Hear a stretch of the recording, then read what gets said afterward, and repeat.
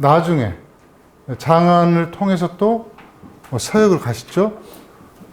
돌아올 때 또 장안으로 돌아오십니다. 그래서 장안과 현장 스님 특별한 인연이 있는 것 같은데, 장안 다녀오신 분들은 가보셨겠습니다만은, 여기가 지금 대안탑이죠. 네. 대안탑. 현장 스님께서 귀국하셨을 때 그 많은 장서들 복원해야 되는데, 우리 정서에는 조금 맞지는 않지만 중국에서는 탑의 기능이 좀 다릅니다. 여기에 장서를 복원하기 위해서 대안탑을 조성을 합니다. 그래서 대안탑이 있고, 지금 바로 이제 그 현장 모습이에요. 스님 앞에 이제 동상이 있고, 왼쪽은 서안성입니다. 시안성. 그러니까 시안성, 장안성 용어가 다 다른데요. 보통 우리가 뭐 장안성이라고 많이 하는데 좀 그 시대적으로 달라요. 시안성이라 보통 할 때는 지금 남아있는 성은 당나라 때 게 아닙니다. 명나라 때. 명나라 때 조성한 거 규모가 당나라 때 거에 비해서는 굉장히 좀 작습니다. 근데 당시에 이 장안성의 규모는 그 시절에 세계적으로 봤을 때 가장 규모가 컸던, 그러니까 8세기 후반, 그 바그다드 성의 6배가 넘었다 그래요. 6.2배. 근데 바그다드 성이 당시에 뭐 그 기록을 그대로 믿을 수는 없습니다만 약 200만 정도, 세계 최대 인구가 살았다고 하는데, 거기에 6.2배라고 하니까 뭐 상상을 초월한 규모다, 이렇게 보시면 될 것 같고요. 후대에 만들어진 명대, 청대에 쓰였던 그 북경성에 비해서도 규모가 한 1.4배 정도가 된다고 하니까 굉장히 큰 규모죠. 지금도 규모가 결코 적지는 않습니다. 그러니까 바로 이제 이곳이 왜 중요한가 하면은 서역으로 출발하는 기본 베이스 캠프 역할인 거예요. 그리고 또 서역에서 들어온 사람들이 처음 좌판을 벌인 곳이 이 서안성, 장안성의 서시라는 곳입니다. 서시. 서쪽 시장. 서시는 서쪽. 그러니까 서쪽이 난주 쪽이거든요. 타클라마카 사막 쪽이에요. 지역 자체가. 동쪽으로 가면 낙양이 되는 거고, 서쪽으로 가면 타클라마카 사막 쪽이 되는데, 그 들어온 입구가 서시고, 여기가 주로 서민들의 또 시장이기도 해요. 동시라고 있습니다. 또 서시 반대편에 동시가 있는데, 여기는 좀 살만한 사람들이 주로 출입하는 지역. 차이가 좀 있습니다. 그러니까 우리가 역사적으로 실크로드와 관련해서 주목할 지역은 서시다. 그러니까 장안성을 가시면 지금도 이제 그렇게 복원이 돼서 이루어지고 있으니까 꼭 가보실 좀 필요가 있을 것 같아요. 근데 이 시절에는요, 우리가 기억하셔야 될 건, 우리 조선의 부분도 그렇습니다만은 당시에는 더 강력하게 방으로 구성되어 있었어요. 방으로. 그냥 우리가 방에 들어간다 할 때 그 방으로 생각하셔도 일단 큰 무리가 없을 것 같아요. 방이 108개. 근데 방 하나가 공간이 아니고요. 작은 규모의, 굳이 의미 부여를 한다면 작은 규모의 성, 작은 규모의 요새, 이 안에 이게 구역이 108개 되어 있는데, 이건 마음대로 집을 사고 팔고 할 수가 없습니다. 방 하나하나에는 정해져 있어요. 너는 도자기 만드는 동네 살아야 돼. 너는 집신 만드는 데 살아야 돼. 너는 야채 파는 데 살아야 돼. 그래서 직업별로, 역할별로 그 방 안에 딱 있어요. 넘어갈 수 없어요. 높아가지고. 무슨 황비용 수준이 안 되면 넘어갈 수 없는 구조입니다. 기본적으로 이런 구조에 있기 때문에 강력한 통제를 또 하는 것이기도 했습니다. 제가 이 말씀 왜 드리는가 하면은, 당시에는 지금 우리가 현대 국가에서 살아가는 국민을 바라보는 개념하고 달라요. 한 명 한 명이 자원인 거예요. 때문에 한 사람이 외국으로 나간다, 이것은 용인할 수 없는 거예요. 기본적으로 방 안에서 서로 감시하게 하고요. 성 밖으로 나가는 걸 임의로 나갈 수가 없고요. 성 밖으로 나가도 국경 가까이 가면 전부 통제를 합니다. 2강 때 소개를 하겠습니다만은 상상을 불허할 정도로. 그러니까 우리가 실크로드와 관련된 그 영화들, 뭐 남성분들은 그 무협 영화 많이 좋아하시잖아요. 영화들 보면 국경을 벗어나려고 하는데 화살을 쏘고 하는 거. 이게 실제로 이루어졌던 거고 실제 현장 스님 겪었던 역사적 사실이기도 합니다. 바로 장안성은 그렇게 철저히 구획화된 도시다, 요새다 이렇게 보시면 될 것 같아요. 여기에 오셔가지고 현장 스님께서 도착을 했는데 낙양에서 전쟁이 대충 끝날 줄 알았더니 확전이 되는 거예요. 확전이 되면 반드시 어디로 오겠어요? 그 다음 싸움 할 곳은 여기죠. 이쪽으로 또 확정이 되니까 이제 갈 곳은 딱 하나밖에 없어요. 중국에서 가장 안전한 땅. 이게 바로 사천 땅입니다. 제가 그래서 시작할 때 지도를 보여드렸잖아요. 사천은 분지로 돼 있고 외부에서 들어오기도 어렵고 나가기도 쉽지가 않아요. 사천은 물길을 통해서 들어가거나, 근데 물길로 들어가기 쉽지가 않아요. 이게 장강산맥이 지금은 댐을 쌓아가지고 대형 크루즈선이 다니지만 당시에는 소형 선박을 끌고 가야만 올라갈 수 있는 그런 지역이었습니다. 그리고 지금 소개해 드리려고 하는 촉도라고 하는 곳, 뭐 잔도라고도 들어보셨을 거예요. 이 험로를 통하지 않으면 접근할 수 없는 땅, 이게 바로 사천 지역입니다. 이 장안에서 이 지역으로 들어가는 곳이 바로 진령산맥이 맡고 있는데, 장안은 역사적으로 왜 또 중요한가 하면은 이 관중평원에 의한 지역이에요. 관중평원. 사천성이 완벽한 분지라면 여기도 상당히 기본적으로 요새화되어 있는 곳입니다. 관중, 한자 있죠? 관의 중간, 사관이 있습니다. 사방에 관이 있어요. 그 대표적인 곳이 낙양과 중간에 있는 함곡관. 이쪽은 관이 두 개가 있어요. 근데 동관이냐 함곡관이냐 논란이 있지만 보통 더 요새화되어 있는 함곡관을 이야기합니다. 북쪽, 아까 그 초원지대가 있다 그랬죠? 황하가 위쪽으로 올라가는 포두 지역이라는 거 쭉 올라갔다 내려오는데 위쪽으로 통하는 북관이 또 있고요. 그 다음에 사관이라고 있습니다. 사관. 사관은 사천 지역으로 들어가는 보통 통로로 쓰이는 곳이고요. 진령산맥에 있는 남관, 상관이라고 있습니다. 상주란 지역이 있는데요. 이 지역에는 남쪽으로 통하는, 그래서 하남성이라든가 호남성이라든가 이쪽으로 내려가는 지역이 있습니다.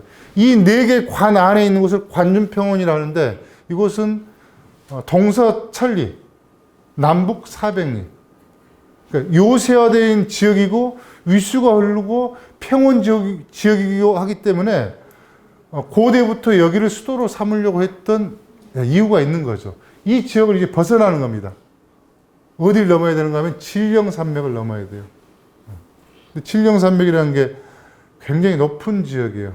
한 2,500고지 정도가 이렇게 산맥이 이어집니다.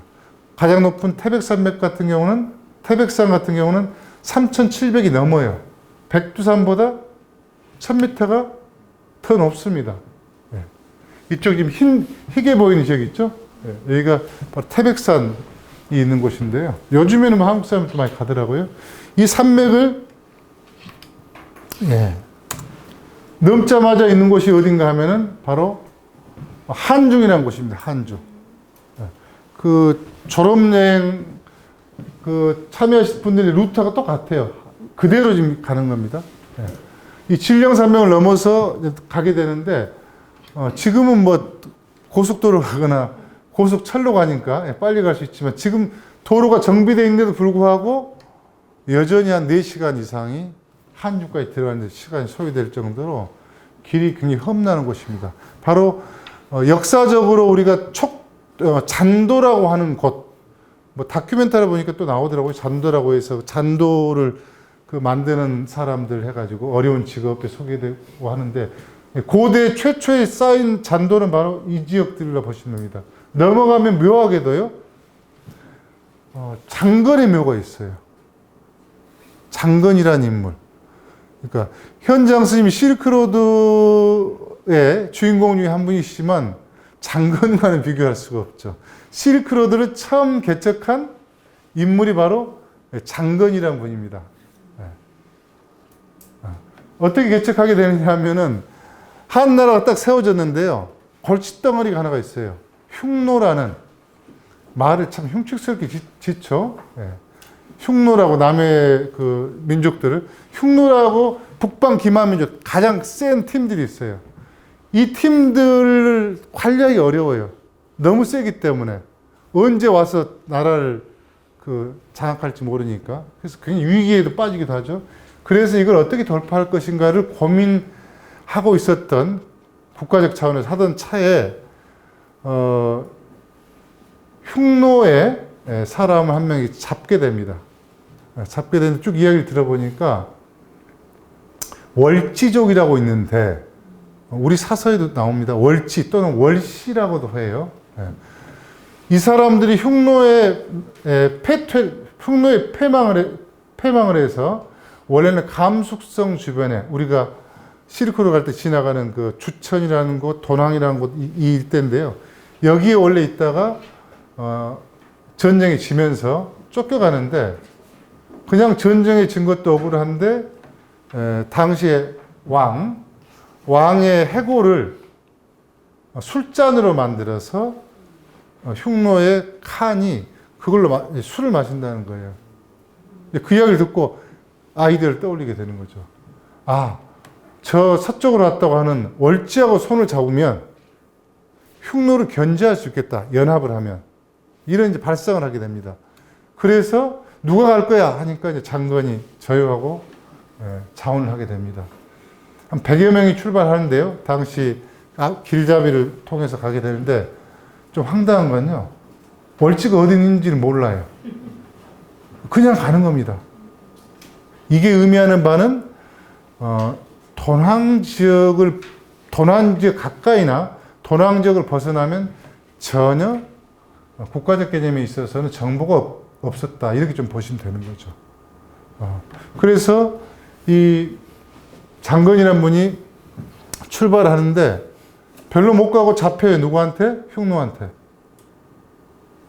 도낭도 벗어나지 못합니다. 주천쯤 가다가 잡혀버려요. 잡혀서 흉노에게 끌려가죠.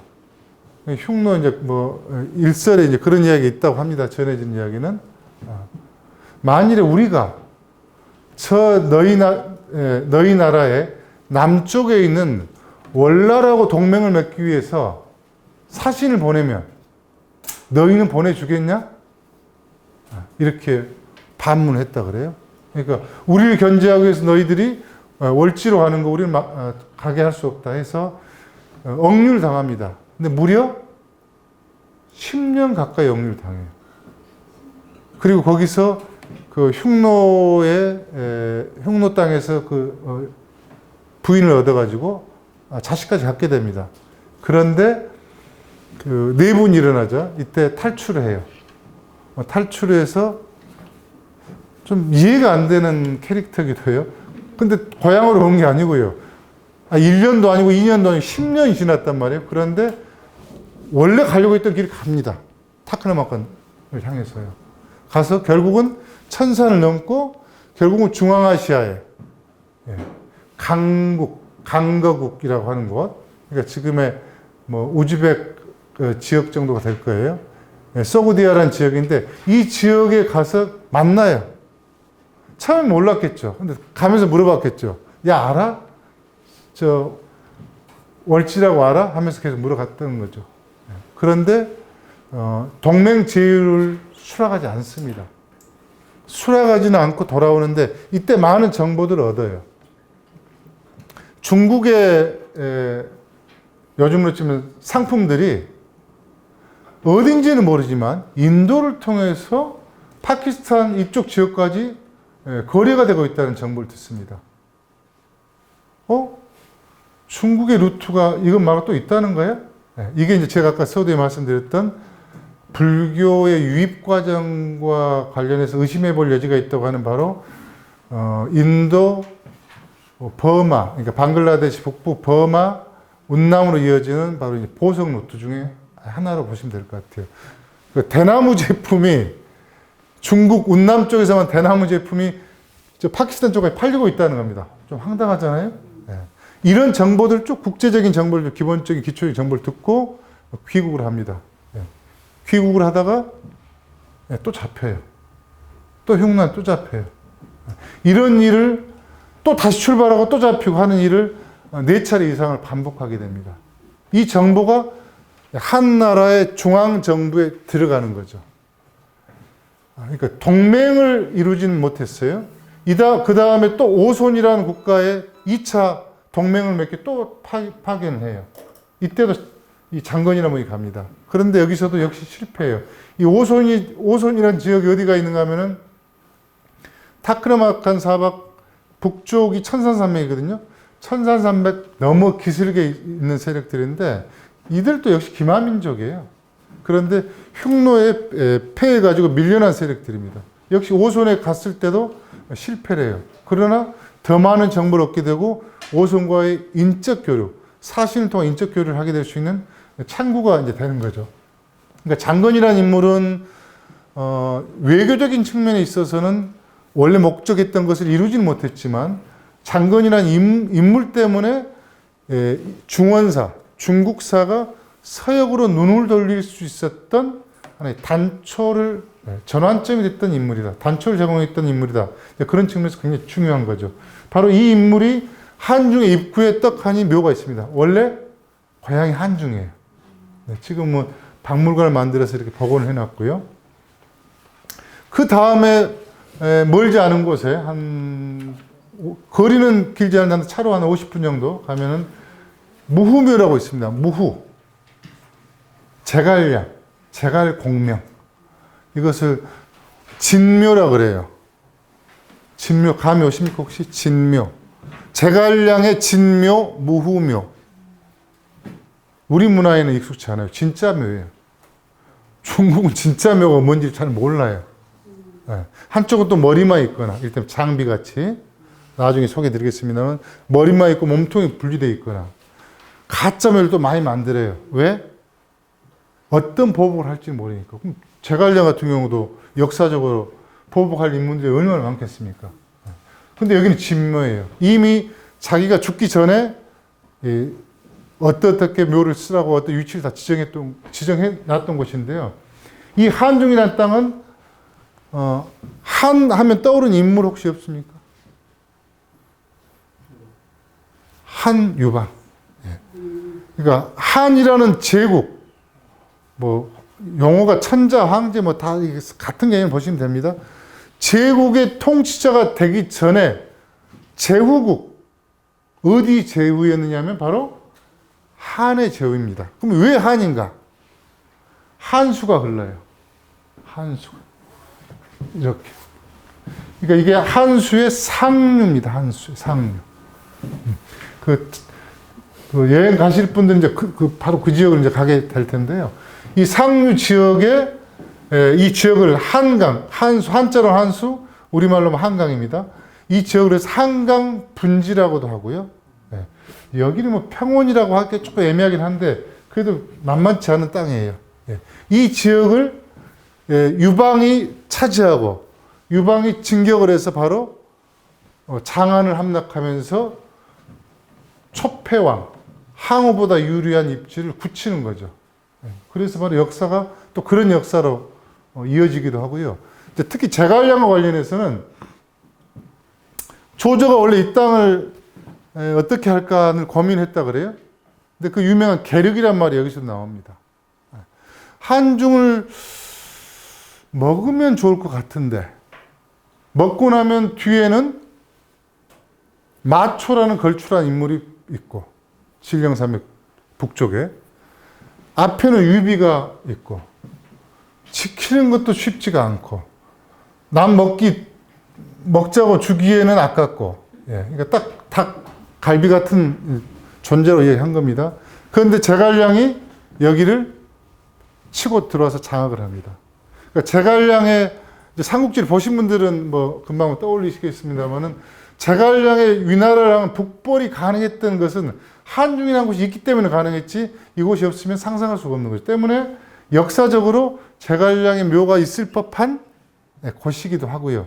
바로 무사라고 여기서 또 가까운 지역이 있습니다. 바로 뭐 거리 키로수로는 한 27km, 30km 정도 될 텐데 이곳에 또 무사라는 곳이 있어요.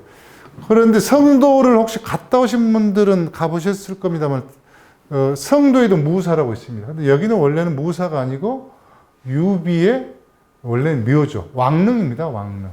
근데 이제 두 사람을 중국 사회 최초로 합장하듯이 조성해 놓은 게 성도의 무사고 실제 제갈량이 묻혀 있는 곳이고 제갈량의 원래 사당은 바로 이곳입니다. 그래서 이곳은 군사적으로도 그런 의미를 갖고 있고 역사적으로도 이제 그런 의미를 갖고 있는 지역인데 그 군사적인 부분은 여성분들은 이렇게 익숙치 않으셔서요. 예, 그 이상 거론하지는 않겠습니다. 이 진행되는 곳이 앞서 말씀드렸던 잔도가 많은 곳들이에요. 예. 잔도라는 곳이 어떤 곳이냐? 이런 인위적인 구조물을 만들어 놓지 않으면 인간이 갈 수 없는 곳이에요. 그러니까 지금도 이 중국 사람들 이거 하나는 기가 막혀요. 황산이 중국감이 다 만드는 게 다 같은 거 아니에요. 이걸 이미 진 나라 때 이걸 했다는 거 아닙니까? 이게 중국 곳곳에 있고요. 원형은 바로 이제 이 지역이라고 이렇게 보시면 되고 그 다음에 확산이 됩니다. 사천 지역으로 확산이 되게 되는데 이렇게 해서 군사들이 지나갈 수 있겠죠. 만일에 전투병력만 간다면 굳이 만들 필요는 없습니다. 근데 도시락 쌓고 가지 않은 전투병력은 아무 의미가 없잖아요. 예. 반드시 군량을 갖고 가야 되기 때문에 잔도가 필요했던 거죠. 예.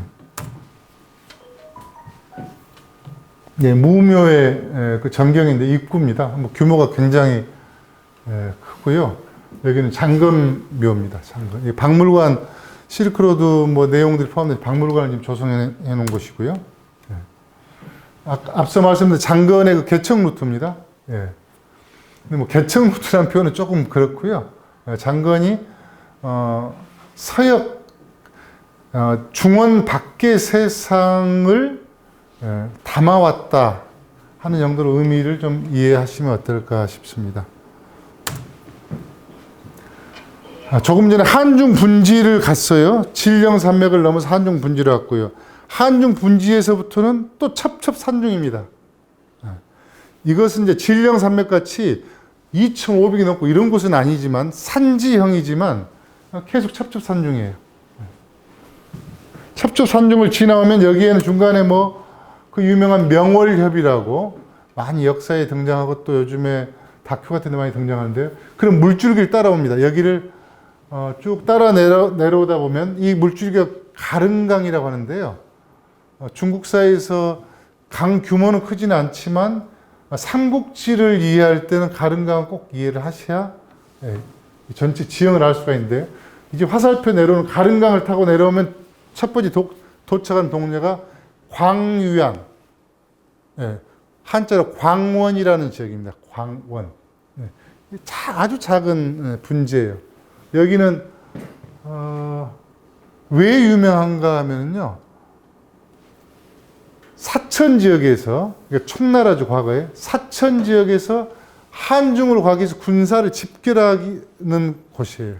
반대로 위나라나 북쪽에서 밀고 들어왔을 때 한중을 먹었고 그 다음 밀고 들어왔을 때 반드시 통과를 하지 않으면 안 되는 검문관이라는 곳이 있습니다. 이곳을 가기 위해서 군사가 몇만 명이 되면 어마어마한 지역을 차지하잖아요. 유일하게 집결시킬 수 있는 곳이 이 공간이 광원이라는 지역인데요. 역사적으로 척천무란 분의 고향 또는 실제적으로 성장했던 곳 이렇게 얘기합니다. 사전을 찾아보시면 이렇게 나올 겁니다. 척천무의 고향은 섬서성, 시안 이렇게 나오는데 정황들로 봤을 때는 여기일 가능성이 좀 더 높거나 아니면 최소한 성장 과정은 이 지역이었을 성장 과정은 여기가 확실히 맞고, 왜냐하면 아버지가 여기에서 어린 시절에는 여기가 이제 부임지였거든요. 그래서 이 지역이 맞고, 여기에 가면 황택사라는 곳이 있습니다. 황택사. 황제 은택이 미친 곳이다. 황택사. 척천무가 황후가 된 다음에 또는 황제가 된 다음에 조성을 했다고 하는 설도 있고요. 원래 측천무가 뛰어놀았던 사찰을 더 중창을 했다라고 하는 설도 있고 좀 여러 가지 설이 있긴 합니다. 여기에 가시면 이 사찰 이외에도 그 무씨 집안, 측천무후 무씨 집안의 사당이 있기도 해요. 이 지역에. 그러니까 그런 걸로 봤을 때는 어쨌든 측천무와 깊이 이제 관계가 있지 않는가 싶고요. 저 개인적으로는 여기에 원래 처음 관심이 있었던 것은 여기에 가면 그 여황 온천 지역이라고 여기를. 그러니까 사천 지역 북부에서 가장 유명한 그 온천 지역인데요. 실제로 이제 그것 때문에 여행을 가는 분들도 있다고 하는데 그래서 다른 지역에서 굉장히 이래저래 유명한 곳이기도 합니다. 그래서 이제 우리가 역사적으로 볼 때는 측천무와 관련해서 좀 이해를 하시는 게 좋겠다 싶고요. 측천무하고 그 좀 인연을 보면 현장 측천무가 624년 또는 25년 태생이라 그래요. 예. 근데 이 시기가 이제 현장 스님과도 좀 관계가 있는데요. 현장 스님이 성도로 출발하던 시기하고 거의 비슷합니다. 그래서 현장 스님이 입적, 그러니까 돌아가셨을 때 시기에 측천무가 대리청정을 본격적인 그 실제 황제 역할을 했던 시기하고 또 겹치기도 해요. 그래서 묘한 그런 또 공통점들을 발견할 수가 있습니다. 그냥 우리가 측천무라고 하는데요. 실제 이분은 여황제를 했습니다. 아예 나라를 선포를 했어요. 국명을 바꿔버렸습니다. 하고 본인이 황제가 됐어요. 그러니까 중국사 전무후무한 여황제가 됐어요. 그런데 노년에는 또 다시 아들한테 황위자를 물려줍니다. 그리고 돌아갔어요. 근데 우리하고는 악연이 있습니다. 우리 역사하고는. 아까 거구려를 수나라 때 3번 들어가고 또 당날 때 당태종이 그 후회했다고 하잖아요. 다시는 들어가지 말라고. 실패했는데 측천무 때, 그러니까 측천무가 실제로 황권을 휘두른 시기에 고구려가 패망하게 됩니다. 그러니까 중국사에 있어서는 여황제라는 독특한 면도 있지만 이 시기에 가장 국력이 신장했던 시기로 또 평가받기도 해요. 그래서 그런 양면성이 있는 우리 역사와 굉장히 관련이 깊은 인물이다. 좀 이렇게 보시면 좋겠습니다. 그 황택사에 가면 이렇게 조성이 되어 있어요.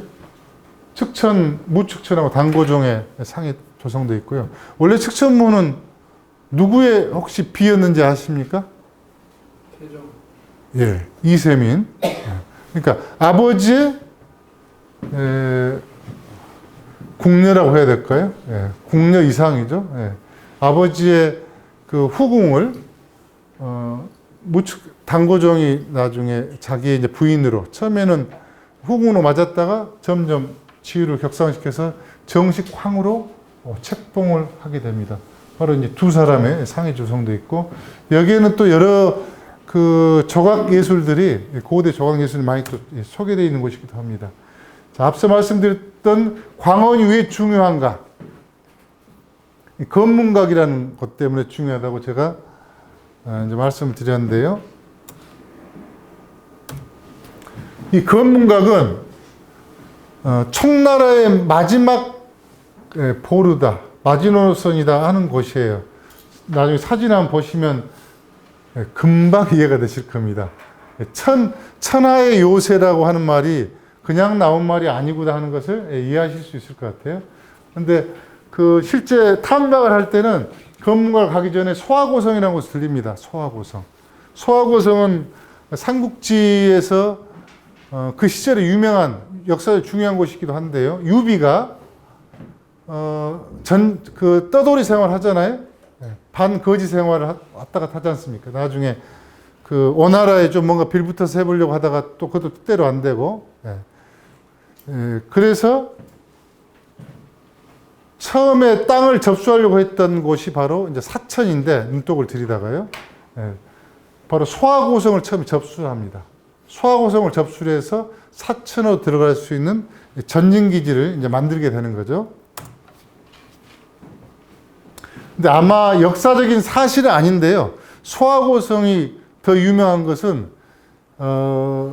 마초하고 그 오호대장군이죠. 총나라에 마초하고 장비가 3일간 이곳에서 싸웠다라고 해서 소화고성이 유명하다고 하는데 이것은 소설 속에 있는 거고요. 실제하고는 관계없는 겁니다. 많이 그려진 건데요. 실제 이 전경입니다. 이 소화고성이 전경이고요. 지금도 여기는 이제 보존이 잘 돼 있는 곳 중에 하나다 이렇게 보는데 사천 지역은 다른 지역에 비해서 손을 덜 탔어요. 중국 정부가 특히 마오 시절에 문화대혁명 한답시고 엄청나게 파괴를 했잖아요. 파괴를 하고 그 다음에 하나씩 복구를 시켜갔죠. 복구를 하면서 개방을 하나씩 했는데 사천 지역은 전체적으로 문화혁명의 피해를 덜 받던 지역이다. 좀 이렇게 보시면 될 것 같아요. 그러다 보니까 좋은 문화자원들이 아직도 많이 남아있는 곳입니다.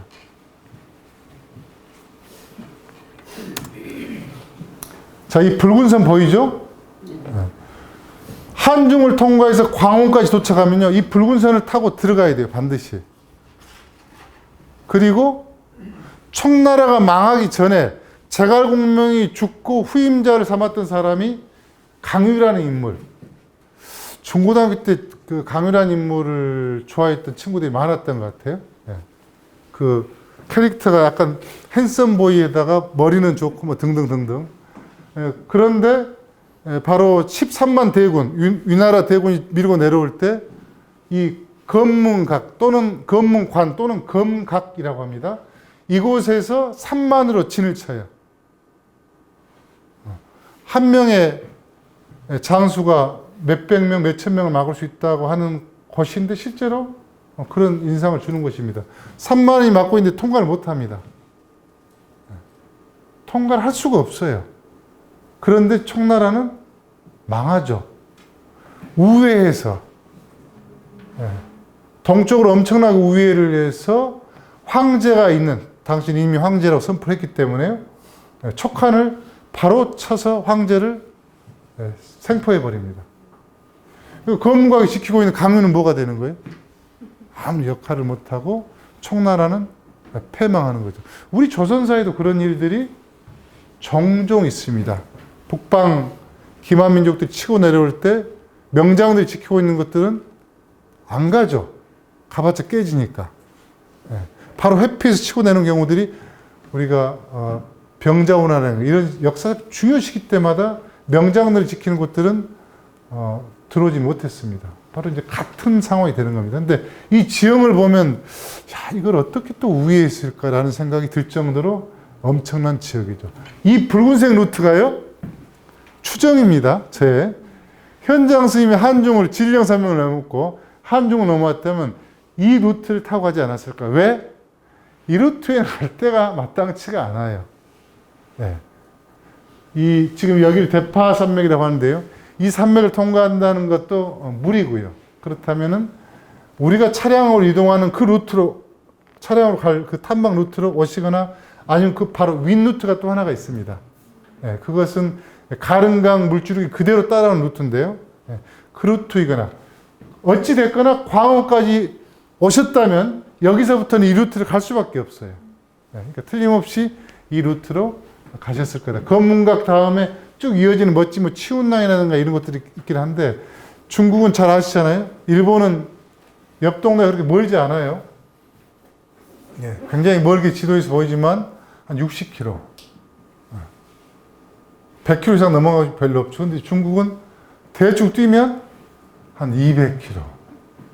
실크로드는 기본이 한 200km, 300km 옆 동네 가는데 이렇게 되는 거예요. 그러다 보니까 거리가 기본적으로 상당히 될 수밖에 없습니다.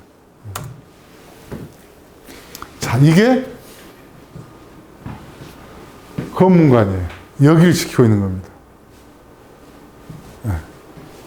이 지점을 딱 지키고 있어요. 이게 인간이 갈 수 있겠습니까?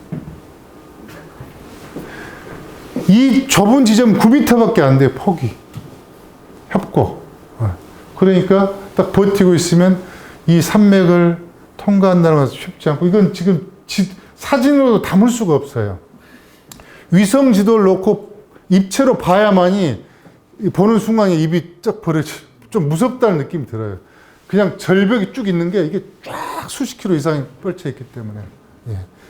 그래서 이게 건물관에 제가 다른 부분에 뭐 천하의 요새 이런 거 붙이는 건 조금 사기성이 있다 생각을 할 때도 있었는데, 여기는 어떤 용어를 붙여도 충분히 붙일 자격이 있겠구나. 예. 그 절개지 사이에 딱 이게 있어요, 하나가. 제가 좀 밑에 잘랐습니다. 이거 걸어서 올라가려면 힘들겠죠, 3시간. 그러니까 이렇게 갈 수는 없고요. 케이블카 타고 올라가서 내려오는 방식으로. 정상에 가면 지금 이 유리, 요즘 중국 친구들 이거 많이 하잖아요. 유리 전망대. 밑에 뭐 150m. 예. 이게 아시아 최고 높이라고 하더라고요. 예. 그러니까 이 높이에서 쭉 조망을 하고, 뭐, 이렇게 올라갈 수는 없지만 내려오는 코스를 타고, 예, 할 수밖에 없겠죠. 바로 이제 이런 곳입니다. 그러니까 우리가 그 삼국지, 비록 소설이지만 삼국지를 봐서 표현하는 게 다른 지역은 좀 허세가 많다 하더라도 최소한 이 지역은 글로 다 표현을 못했구나 하는 생각이 들 만한 지역입니다.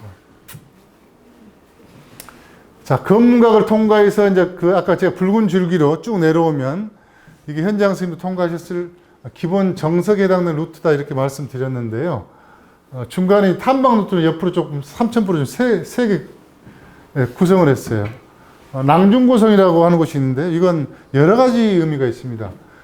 중국에서 풍수, 천문으로 가장 거의 부합해서 계획된, 요즘으로 표현하면 도시, 성이라고 합니다. 여기는 중국의 4대 고성에 들어가고요. 또 가장 보존이 잘 돼 있는 곳 중에 하나라고 하고요. 뭐 사천성에 가면 금리고가라든가 이런 그 총나라 때 이런 이 상가 지역들인데 이건 다 재현한 곳으로 보시면 됩니다. 그리고 중국의 그 유명한 뭐 혹시 정 떨어질까 봐 구체적으로 말씀드리긴 그렇고요. 요즘에 많이 가는 곳들은 대부분 저희 세트장으로 만드는 곳들이 많고요. 비교적 강남 지역을 온전히 담고 있다고 하는 그 수향 마을 같은 곳들, 이곳 중에 덜 알려진 곳들은 뭐 그대로 현재 생활하고 사는 곳들은 별로 그 조성되지 않은 곳들이 아직도 있긴 합니다. 사천 지역들 앞서 말씀드렸듯이 이런 것들이 굉장히 많아요. 이게 랑중고성인데 이제 삼국지 역사적으로 이게 유명한 곳이라서 일부러 포함을 시켰는데요. 우리가 관우 죽은 건 막 붕괴를 하고 많이 기억하는데, 장비가 죽었다면 술 먹고 죽었다는데 원래 술 좋아하니까. 근데 바로 이게 장비가 살해된 곳입니다.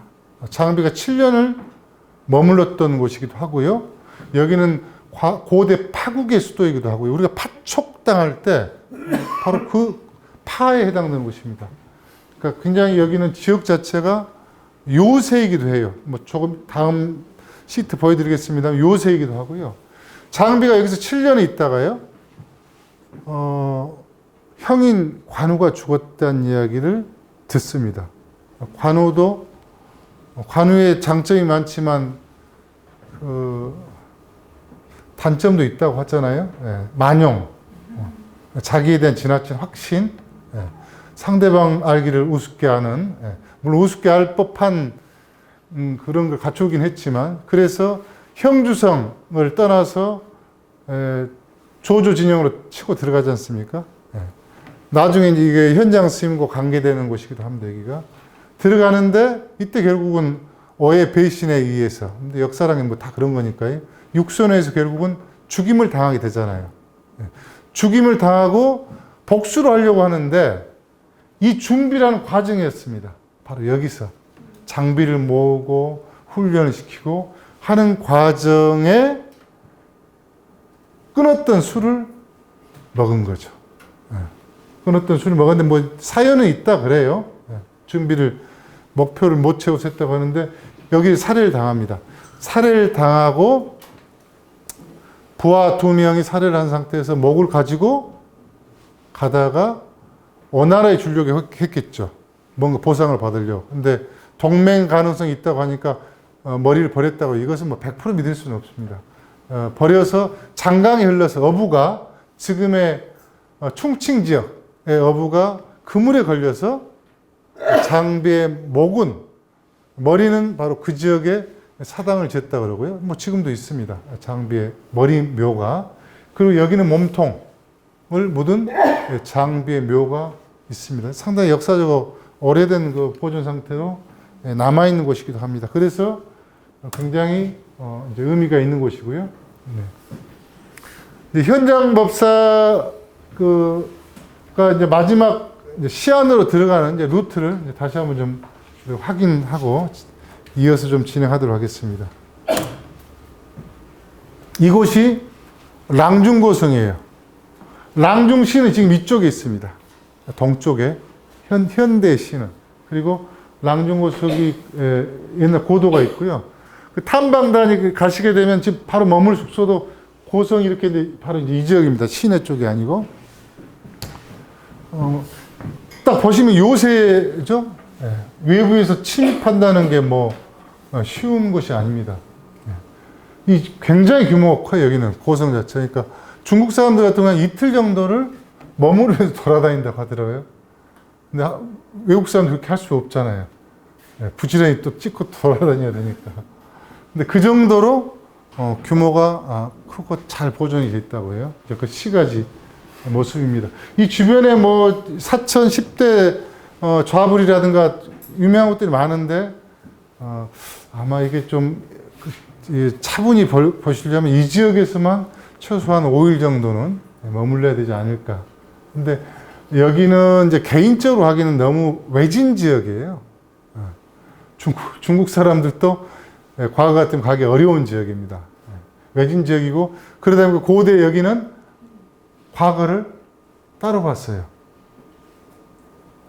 여기서 개나리보찜 지고 저 가겠습니까? 장안하고 낙양? 가다가 무슨 일이 날지 모르죠. 이렇게 외진 지역, 그러나 물산이 풍부하고 전략적 요충지이고 과거부터 인물들이 많이 배출된 곳들은 바로 별도의 그 고시, 장을 만든 겁니다. 실제로 여기는 수십 명 이상의 그 재상 장관급들의 인물들이 배출된 바로 그런 지역이기도 합니다. 그러니까 뭐 풍수적으로 또 여러 가지 의미가 있다고 하는데 이제 그 내용은 본 내용은 아니니까요. 네, 그 모습 중에 하나입니다. 예. 상당히 사진만 봐도 아름다운 곳이라는 걸 알 수가 있겠죠. 자, 이제 남은 시간은 이제 그 현장 스님께서 바로 이제 대자사로 가신 이제 그걸 좀 이야기를 하도록 하겠습니다.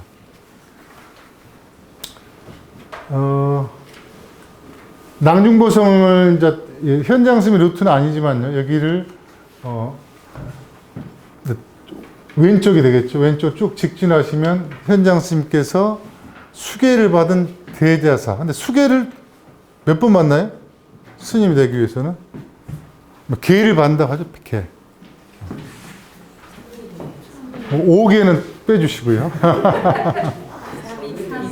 그렇죠. 3익이나 거기서 받았어요. 낙양에 제가 위치를 잘 모르겠다고 했던 곳인데 정토사. 기억하기 쉽잖아요. 예. 현장 스님이 정토사형 만들기 위해서 처음에 3익계를 받으셨다. 예. 그 다음에 비구계를 받은 곳이 대자사입니다. 예. 약간의 뭐 이설이 있긴 합니다만은 위치적으로는 대자사 어쨌든 성도 아닐 건 분명할 것 같아요. 예. 중국 학자분 중에서는 저 남경 근처를 또 이야기하시는 분도 계시는데 당시 사회적 안정 상태를 봤을 때는 그냥 무리였을 것 같다고 좀 보여지고요. 남경에서 성도까지의 이동 거리는 왕복으로 잡으면요. 왕복으로 잡으면 뻘짓 안 하고 부지런히 배만 타고 왔다 갔다 했다 하면 한 7개월에서 8개월 걸립니다. 왕복. 그건 저희 불가능했을 거라고 보입니다. 그래서 대자사가 일단 틀림없을 거로 보여지고 여기서 정식 이제 비구가 됩니다. 이제 비로소 스님이 되는 거죠. 이때는 뭐 도첩을 발급받은 시절이니까요. 스님들도 균전제에 의해서요, 땅을 받습니다. 그러니까 승려가 된다는 것은 그냥 절에 가서 신고가 이런 개념이 아니에요. 국가의 정식으로 승려 주민등록증을 받는 겁니다. 받고 또 일정 정도 균전제에 의해서, 물론 균전제는 시대에 따라서 좀 변화는 있습니다. 토지 분배를 받죠. 그런 의미에서는 상당히 시기적으로 봤을 때는 현대, 지금 시기보다는 더 강력한 의미를 갖고 있다 이렇게 보시면 될 것 같고요. 제가 아까 부모님이 돌아가시고 누구 손에 이끌려서 절로 갔다고 했잖아요. 형. 혹시 기억나십니까? 장천 스님. 보통 책에서는 장천 법사라고 많이 이야기한다고 제가 말씀드렸는데요. 장천 스님과 여기서 활약을 하십니다. 근데 뭐 시골 동네에서 무슨 활약 이렇게 방문하실지도 모르겠는데요. 아까 최현장 스님이 왜 이 지역을 갔는가가 중요하죠. 난을 피해서 갔다고 했잖아요. 난리가 나면 모이는 동네가 이 지역입니다. 중일전쟁, 제2차 세계대전이 전개되니까 상해에 있다가 남경에 갔다가 또 남쪽 호남성으로 갔다가 저 광동성으로 갔다가 최종적으로 간 곳이 어디예요? 임시정부가. 우리 임시정부도 그렇고 중국 국민당도 그렇고. 예? 총칭. 중경으로 가죠. 중경. 왜? 여기는 육군이 들어올 수가 없어요. 대신 폭격은 부지런히 했죠. 일본군도. 이미 그때 동포들이 많이 죽었다는 것을 그 백범일지에 기록하잖아요. 엄청난 폭격을 했지만 어떻게 할 수가 없는 지역이에요. 이 지역은. 이제 지역 자체가 요새라는 겁니다. 바로 이런 조건이다 보니까 외부에 전국에서 많은 사람들이 난을 피해서 왔는데, 난을 피웠으면 살만한 사람들이 왔겠죠. 이 동네 머슴하는데 굳이 여기까지 갈 필요가 있겠습니까? 이래 죽나 저래 죽나 끌려가나. 살 법한 사람들이 보통 배 타고 비행기 타고 도망가는 거죠. 바로 이 지역에 있어요. 그러니까 그 시기에는 전국의 인재들이 몰려 있었던 시기입니다. 학문적으로 굉장히 막 이렇게, 비록 전쟁은 외부에서 하고 있었지만 발흥한 시기겠죠. 여기에서 현장 스님은 형 장천 스님과 함께 두 걸승으로, 최고의 승려로, 진씨 집안의 한마디로 기린하다 이렇게 평가할 정도로 이 사천 지역의 그 명성이 자자했다 그래요. 연령대로 보면 현장 스님이 많지 않습니다. 그런데 이미 그 10대 때 그 경전을 상당히 많이 독파를 했다고 해요. 그러니까 이제 그런 베이스가 있었겠죠. 본 내용에서 2강, 3강이 잠깐 나오는 내용입니다만, 현장 스님께서 외국에 가셨을 때 외국의 고승들을 논쟁해서요, 거의 다 깨버립니다. 그러니까 인도에 가셔서 공부를 하고 돌아온 후에 대논사가 되는 게 아니고요, 이미 출국 전에 준비가 엄청나게 돼 있었다는 거예요. 타클라마칸 지역이라든가 그 다음에 현재 중앙아시아 지역에 가서 거기는 불교가 일찍이 들어와 있었던 데 아니에요? 그 당시에 그 지역의 논사들 갖다가 논리적으로 격파를 해버립니다. 그만큼 이미 젊은 시절에 좀 천재적인 게 분명히 있었던 것 같아요. 그런 바탕이 없다면 피부계를 받은 지 몇 년 안 된 거잖아요. 근데 그 어린 승려를 갖다가 평가를 한다는 건 좀 무리가 있었겠죠. 그러니까 그런 조건들이 기본적으로 있었지 않는가. 그래서 당시에는 진문쌍기, 진씨 가문의 천리마 한 쌍이다라는 극표현을 썼다 그래요. 대자사에 가면 현장 스님이 이렇게 상이 조성되어 있습니다. 우리 서유기 보면 맨날 그 상은 할아버지 스님 모습이잖아요. 이렇게 젊은. 그러니까 팩트에 입각해서 이렇게 상당히 해놓은 것 같아요. 제가 황택사가 잠깐 빠뜨렸는데, 황택사에 가면 무측천의 모습이 아마도 당시의 모습일 걸로 추정되는 모습이 조성되어 있어요. 근데 제가 그렇게 이뻐 보이진 않아서 사진을 아까 그 두 부부 사진으로 일부러 그렇게 했습니다.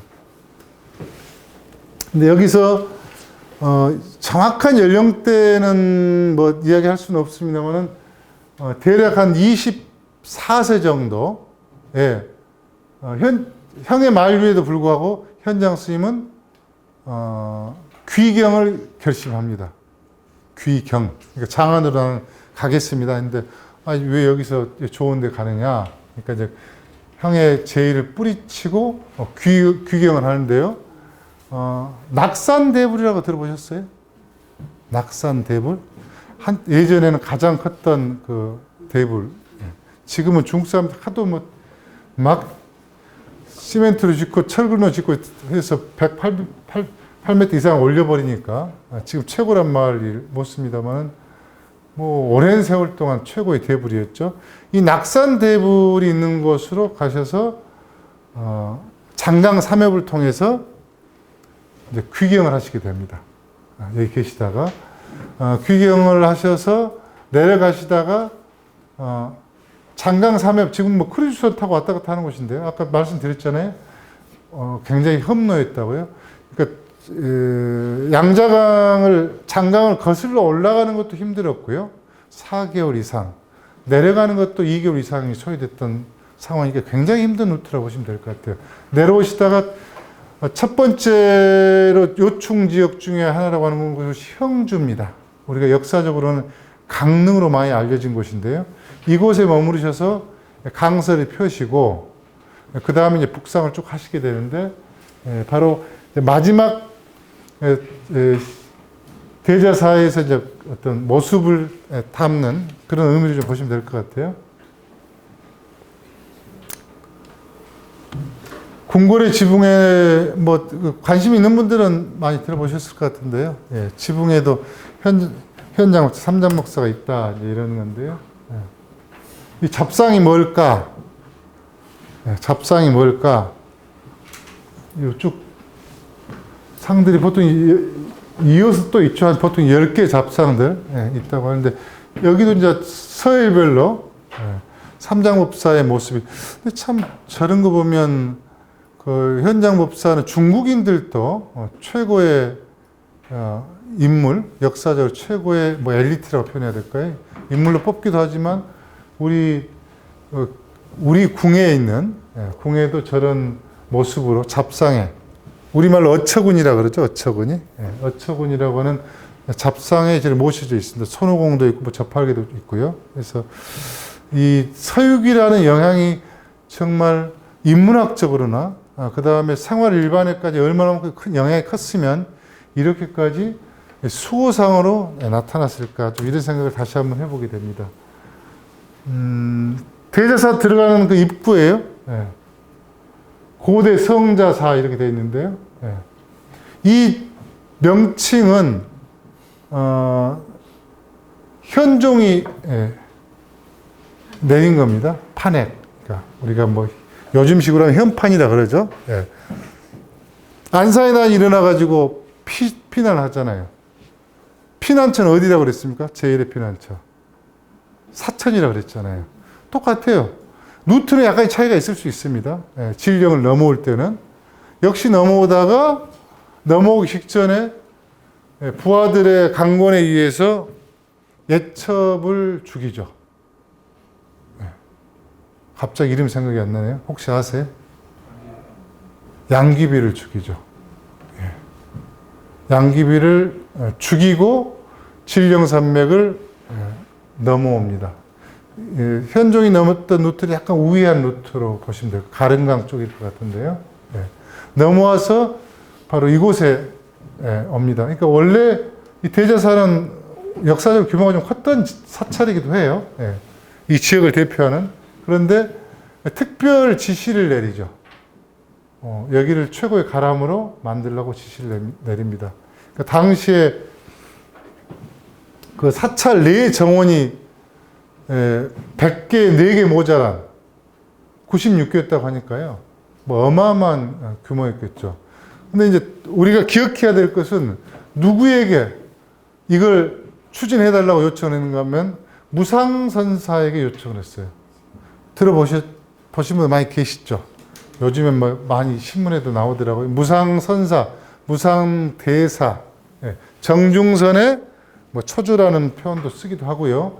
우리 구산선문의 실제 원조격이다라는 주장도 있습니다. 근데 뭐 학설이랑은 늘 여러 가지 설이 있을 수 있기 때문에요. 예. 바로 그 무상선사. 근데 이분이 신라의 왕자예요. 신라의 왕자 뭐 여러분이 뭐 당나라에 와서 승려가다고 했잖아요. 예. 오셔가지고 근데 가장 그 불교사의 족적을 분명하게 남긴 분입니다. 예. 다른 문과는 거의 타의 추종을 불허할 정도. 이 사천 지역의 거두이기도 하고요. 그러니까 티벳에는 원래 선불교라는 게 없잖아요. 티벳 사람들이 선불교하면 첫 인물로 꼽는 시조와 같은 분이기도 합니다. 무상선사는. 실제 영향을 미치기도 하고요. 뭐 여러 가지 신비로운 일, 신기를 가지고 또 알려진 분이기도 하고요. 선차의 원류라는 평가를 받는 분이기도 하고요. 물론 이 시절에는 좀 달랐겠죠. 차의 재료가. 그래서 전형적인 그 선사의 모습을 갖추고 당대 그 많은 분들의 영향을 미쳤다고 해요. 그런데 이건 학설이 다양하기 때문에 누구의 스승이다, 누구의 직계 뭐다. 선종은 또 그런 거 많이 좋아하잖아요. 뭐 직계면 어떻고 아니면 어떻습니까? 그게 주민등록증 발급하는 것도 아니고요. 그건 중요한 것 같지는 않고요. 어쨌든 이분이 선종사, 특히 티벳 불교사, 그 다음에 신라 구산선문에 영향을 미쳤던 건 분명한 것 같고요. 그러니까 다도사, 차. 그 다음에 현지 지역 내에서 많은 사찰을 지었다고 해요. 근데 그 사찰이 구호 활동을 했다 그래요. 구호 활동. 그냥 사찰 많이 짓고 뭐 이런 개념이 아니고요. 사찰의 본원적 기능. 사찰이라는 게 원래 그런 거 아닙니까? 인도에서도 실제 그런 역할을 많이 했었던 거고요. 그래서 이분은 중국 500나한에 들어가 계신 분입니다. 500나한에 달마대사 들어가 계세요. 부처님 제자도 거의 안 들어가 있습니다. 그리고 또 누가 있을까요? 우리 한국 불교 제일 좋아하는 분? 원효 스님이요? 원효 스님은 아예 뭐 좀 거리가 있을 것 같고요. 누구 좋아하시죠? 육조회는? 좋아하시죠, 다들. 500나는 안 들어가 있어요. 그 다음에 또 지장보살로 많이 알려져 있는 구화산에 누구죠? 예, 김교각 스님도 들어가 있지 않고요. 그러니까 이것은 당대 이분이 또는 당대 직후에까지 이분이 미쳤던 어쨌든 영향, 또 특히 일반 민중들에게 끼쳤던, 민중들로부터 수강받았던 이런 부분들이 좀 많이 있지 않을까. 그러니까 이게 종교적으로 시간이 지나면서 신비화된 측면보다는 당대에 어쨌든 뿌렸던 그 씨앗의 결과가 아닐까. 이제 그렇게 한번 추정을 해봐도 무리는 없을 것 같습니다. 예. 그 대자사감 현장 스님 아까 젊을 때 모습도 있지만 무상선사에 이렇게 모습이 있어요. 그리고 요즘에는 한국도 글로 써놨어요. 조그만하긴 하지만 서로 막 관광에 유치한다고요. 그러니까 이 사천 일대는요 무상선사와 관련된 사찰들이 많이 있습니다. 주석했던 것도 있고 또 그 초기에 초기에 수행을 닦았던 그런 지역도 있기도 하고요. 원래 예정은 9시 반까지인가요? 9시까지인가요? 네. 그러면 이 내용은 다음 시간에 하고요. 마지막 이미지만 좀 보여드리고 정리하도록 하겠습니다. 원래 이제 끝내고 실크로드 들어가는 부분을 좀 미리 하는 게 좋겠다 취지에서 앞에 넣었는데요. 루트만 좀 말씀드리겠습니다. 뭐 지금은 인터넷 때문에 많은 분들이 쉽게 접할 수 있는 내용인데요. 사천에서 시안에서 출발해갖고요. 하서회랑으로 갑니다. 지역에 대한 명칭은 나중에 다시 한번 소개해드리겠습니다. 쭉 가면 끝날 지점이 도낭 직전이에요. 도낭 직전, 도낭까지 들어가지 않으셨습니다. 현장 선생님은. 도낭 직전에서 지금의 KTX 같은 거, 이렇게 고속철이 가는 비슷한 루트로 가셔요. 넘어가면 하미, 그 유명한 하미 그 과일 있죠? 하미, 투르판 해서 천산 남로로 가십니다. 혹시 천산 남로, 서역 남로 잘 구분이 못하신 분 계신가요? 아직 익숙지 않으신가요? 아주 쉽습니다. 처음에 갈 때는 서역으로 갔겠죠? 서역 간다고 출발했겠죠? 서역 간다고 출발했는데 처음에 갔던 길이 바로 이 남쪽 길이에요. 그래서 서역 남로입니다. 상대적으로 사막을 끼고 북쪽으로 간 게 서역 북로예요. 처음에는 그냥 서역 간다고 했어요. 서역만 떠올리시면 됩니다. 서역, 사막 밑쪽은 남로, 위는 서역 북로. 나중에 길이 바뀌어요. 서역 남로는 갈 수가 없어요. 사막의 조건이. 실제로 여기는 굉장히 어렵습니다. 그러다 보니까 위쪽으로만 가게 돼요. 위쪽으로 가다가 더 위쪽으로 가는 팀이 생겼네요. 더 위쪽은 원래는 그 초원 루트하고 관계가 되어 있는데요. 그러다 보니까 기준이 타클라마칸 사막의 기준이 아니고 천산 산맥의 기준이 됩니다. 타클라마칸 사막일 때는 남북에 있는데 천산 산맥 기준이 되니까 이제는 천산 남로가 서역 북로가 되는 거예요. 천산 북로는 원래 말 타고 다녔던 친구들이 이용했던 그냥 초원의 길입니다. 이렇게 일단 보시면 돼요. 근데 이 현장 스님은 천산 남로가 아닌, 천산 북로가 아닌 천산 남로, 곧 서역 북로로 가시게 됩니다. 여기서 천산 산맥을 넘어요. 위치에 대한 차이가 있습니다. 저도 한 7, 8년 찾아왔는데요. 제 기준으로 한 2달 전에 찾았어요. 이 북로로 넘어가서 바로 중앙아시아로 넘어가게 됩니다. 저 지점에서 돌골 칸을 만나요. 굉장히 중요합니다. 현장 스님 루트는 돌골 칸을 빼버리면 설명을 할 수가 없어요.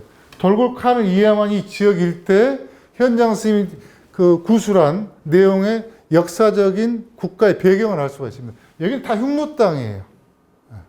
그러니까 우리는 흉노하면 저 하북성 이 북쪽, 산사정 북쪽 생각하잖아요. 이것은 우리 교과서에서 제대로 못 배운 탓입니다. 자, 이렇게 넘어서서 페르가나 지역, 찬마가 나온다고 하는 한열마가 나오는 페르가나 지역을 지나서 지금의 우즈벡으로 해서요. 파키스탄, 아프가니스탄, 파키스탄 지역에 들어가서 간다라 지역으로 들어갑니다. 최초의 아리안족들이 들어갔던 루트하고 똑같습니다. 여기는. 그래서 부처님 성도의 땅으로 가셔서 이제 돌아오셔야죠. 방글라데시 쪽으로 가셔서 여기는 바로 직접 가르칠 때 개연 스승의 고향이기도 합니다. 이 루트는 이건 정확하지는 않습니다. 실제로는 이쯤에서 끊어져 올라갑니다. 그러니까 밑에 현장 스님 역사적인 건 거짓말입니다. 약간 지금 왔다 갔다 하세요. 루트가 왔다 갔다 하는데 일단 이렇게 정리를 했고 지금의 파키스탄 힌두쿠시 넘어서 중국 카슈가르로 들어가는 지역으로 호탄 옆으로 들어갑니다. 그래서 이렇게 오시게 됩니다. 그 다음 시간에는 이 지역을 부분적으로 해서 좀 소개를 할 겁니다. 네, 마치겠습니다.